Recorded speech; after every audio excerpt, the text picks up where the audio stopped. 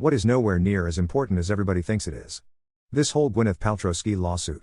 I can't think of a more idiotic celebrity in a more idiotic lawsuit. And to think this shit made the USA's NBC nightly news after a segments on a school shooting. Israel in chaos. And tornadoes wiping out 30-some lives and leaving hundreds more without a pot to piss in. But thank God we got the update on that narcissist in court. Conformity. It doesn't matter if someone likes well-done steaks, wears socks with his sandals, prefers white pepper to black pepper, hangs their toilet paper with the paper coming off on the wall side, or infringes on any of the dozen or so things that the Reddit hive mind has decided are absolute rules. I don't know why it is, but Redditors seem depressingly conformist. Pretty much everything when you consider you are one out of billions of people, on a pebble floating through the cosmos. Everything looks insignificant when taking in the big picture. The ending scene from Men in Black where the giant alien is holding up the galaxy in a single marble kinda sums it up. https://youtube.b/ZayuYil2dm T=167. Being popular.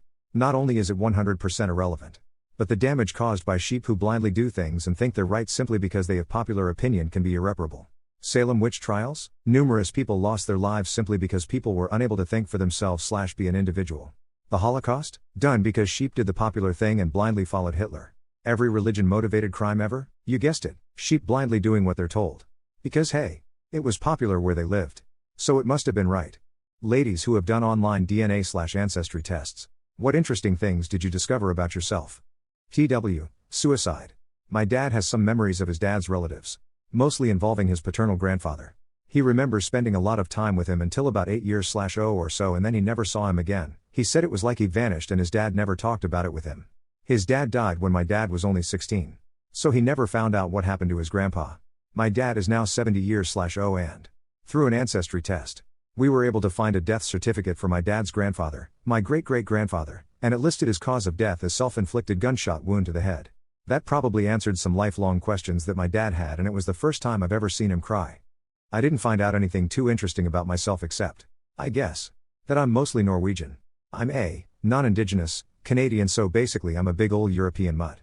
My mom, however, found out she has a half-brother. He now shows up as an uncle for me.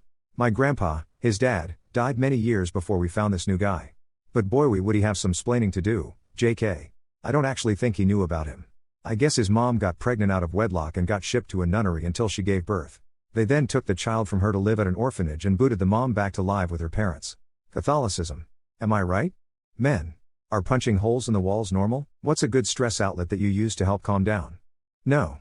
Punching shit when you're angry, walls or otherwise, is a solid sign of lack of self-control. Anger is fine. It's a natural emotion and should be embraced with all the others. Mental discipline is a big one as life moves on. Some tricks include breathing, counting, letting go. In general, my anger levels are way down if I eat right, get a good 8 hours of sleep and consistent exercise. Walking away from a situation is also a-okay. If you're worried you're going to do something dumb, get out of that situation before you land yourself a misdemeanor. I struggled hard with anger management in my youth. Better now in my 30s. I have never punched a hole in a wall. And at 29, I can't imagine that I ever will. That said, I understand that I'm a calmer than normal man. Why would you ever choose to break your own shit? Do you have so much time and money that you don't have something better to do? Edit, your husband may want to seek out anger management counseling because one day he might take a swing at something that isn't so replaceable. If you do it once, note it as a red flag and figure out how to guarantee it never happens again. If it happens again, we have a problem. I honestly believe that. Below a certain threshold of heinous behavior that we are nowhere near approaching in this current conversation. One instance of a problematic behavior is not grounds for making a sweeping judgment of a person's character, as many self-righteous commenters here seem to think. Let's imagine everyone commented the worst thing they've done no more than once in their lives. It would not be pretty. None of us would sound like good people. Help people be better and stop self-appointing yourself as qualified to judge strangers based on morsels of information. What causes that uncontrollable jump before sleep? It's your body about to enter sleep but your brain thinks you're falling so it jolts you. Another reason for this could be sleep apnea. When it started happening to me pretty consistently, I found out it was because I had stopped breathing and my body was reacting. Just in case that's what's happening to you. This happens to me, however, I am not usually on the verge of sleep. It will happen when laying down and it's pretty annoying when coffee gets all over me or I scare the fur babies. Could this be a PTSD symptom? You fall so deep into sleep that your heart slows down. It's your body's defense mechanism to jerk your muscles/body one way or the other to jump your heart back to beating regularly. You ever just feel your breath getting slower than that jolt? It is called myoclonus. And you can Google for more information. But it is a normal body reaction in most instances. Hiccups are another form of this as well. There are bad / types of this, but they are highly uncommon.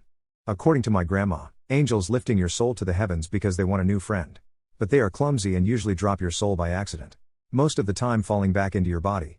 In reality, something with chemicals in your brain. That is called a hypnic jerk. Your muscles are controlled by cells in the brain called motor neurons. And when you sleep, these neurons enter a dormant state, relaxing your muscles to reduce motor function so you aren't moving around or acting out your dreams.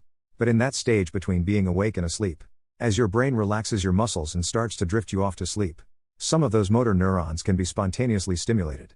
They have not yet entered the dormant stage like the rest and have activated, causing the hypnic jerk.